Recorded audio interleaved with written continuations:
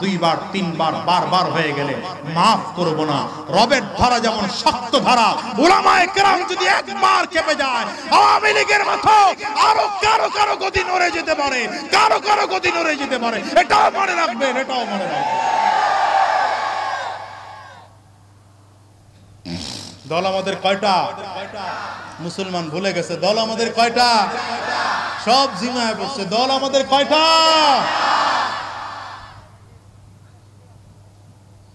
ওয়াতাসিমু বিহাবলিল্লাহি জামিআন ওয়া লা তাফাররাকু। রব্বে কারীম বলেন, দুনিয়ার মানুষেরা আমি আল্লাহর রশিকে মজবুত করে আঁকড়িয়ে ধরো, সাবধান পৃথক হন।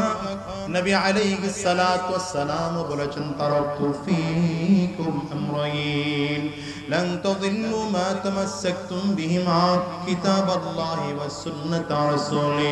হে দুনিয়ার মুসলমানেরা, আমি নবী তোমাদের মাঝে দুটো জিনিস রেখে গেলাম। দুটো জিনিসকে যদি আঁকড়িয়ে রাখতে পারো, মজবুত করে ধরে রাখতে পারো, তাইলে তোমরা কোনোদিন পথভ্রষ্ট হবে না। এক নম্বর আমার আল্লাহর কুরআন, দ্বিতীয় নম্বর আমি নবীর সুন্নাহ। আমি আমার মুসলমান ভাইদেরকে বলে যাব, এখনো তোমার আমার মাঝে কোরআনুল কারীম রয়েছে, নবীজির সুন্নাহ আছে, নবীজির আদর্শে আদর্শবান উলামায়ে কেরাম আছে। উলামায়ে কেরামদের হাতে হাত দিয়া জীবনের তরে তওবা করিয়া কোরআন অনুযায়ী নিজের জীবনটাকে সাজাও। খোদার কসম করে বলে যাই, দুনিয়া শান্তি, পরকালীন শান্তি। শান্তির পিছনে দৌড়িয়েছেন আমার নবী। জানো মুসলমান, যে দিন নিয়ে তুমি আজ বাহানার মধ্যে তৈরি করছো, যে দিন নিয়ে তুমি চক্রান্তর ষড়যন্ত্র করা শুরু করেছো, যে কোরআনের বিরুদ্ধে বলো, এই কোরআনকে গোটা জমিনের মধ্যে বাস্তবায়ন করার জন্য আমার নবী রাহমাতুল লিল আলামিন দান মুবারক শহীদ করেছেন, নবীজি রক্ত ঝরিয়েছেন। এই দিন দুনিয়ার জমিনে জিন্দা করার জন্য সাহাবায়ে কেরাম জীবন দিয়েছে। এর দুনিয়ার যুবক বদরের ময়দানে, উহুদের ময়দানে সাহাবায়ে কেরাম পাগলের মতো করে দৌড়ায়। আরেকজন সাহাবী ডাক দেয়, দাঁড়া, কই যাও? সাহাবী ডেকে বলে, আমার ডাইকো না, আমার ডাইকো না। আমি তো তাকে দেখি উহুদের ময়দান থেকে জান্নাতের ঘ্রাণ এসে আমার নাকের মধ্যে লাগে। রাসূল আরবি সাল্লাল্লাহু আলাইহি ওয়াসাল্লাম উহুদের ময়দানে বীর বিক্রমে যুদ্ধ করতেছেন আমার নবী। বদমাশ কাফির গুলো এত জোরে তীর মেরেছে রাহমাতুল লিল আলামিনকে লক্ষ্য করে। নবীজির মাথার লোহার টুপিটা ভেঙে লোহার টুকরাটা নবীজির মাথার কপাল দিয়ে ঢুকে যায়। নবীজির চেহারা বেয়ে বেয়ে রক্ত টপ টপ করে পড়া শুরু হয়।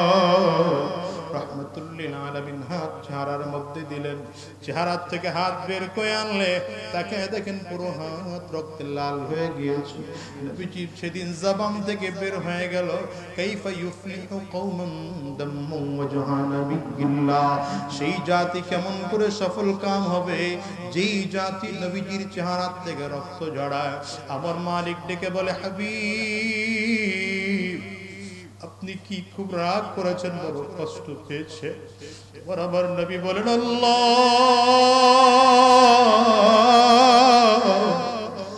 আমি কষ্ট পাইনি, রাগও করি নাই, কিন্তু জবান থেকে বদদুয়া বের হয়েছে।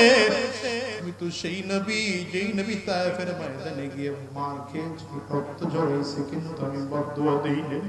ওরে মুসলমান, তুমি কি জানো, যারা আরব দেশে গিয়েছেন তারা জানেন সমতল জমিন থেকে ৭,০০০ ফিট উপরের জায়গা হলো তায়েফের জমিন।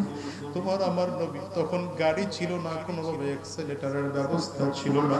এখন তো কত আধুনিক পদ্ধতি হয়েছে, পাহাড়িয়া রাস্তা হাঁটে হেঁটে হেঁটে হেঁটে হেঁটে আমার নবী এলাকায় উঠেছে।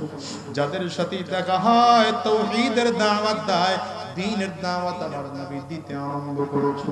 বদমাশ কাফির মুশরিকেরা রাহমাতুল লিল আলামিনের বিরুদ্ধে ষড়যন্ত্র চক্রান্ত করে ছোট ছোট বাচ্চাদের হাতে রাবারের গুলিগুলো দিয়া, ছোট ছোট পাথরের টুকরাগুলো দিয়ে বলে, তাড়াতাড়ি করে মুহাম্মদের গায়ে মার।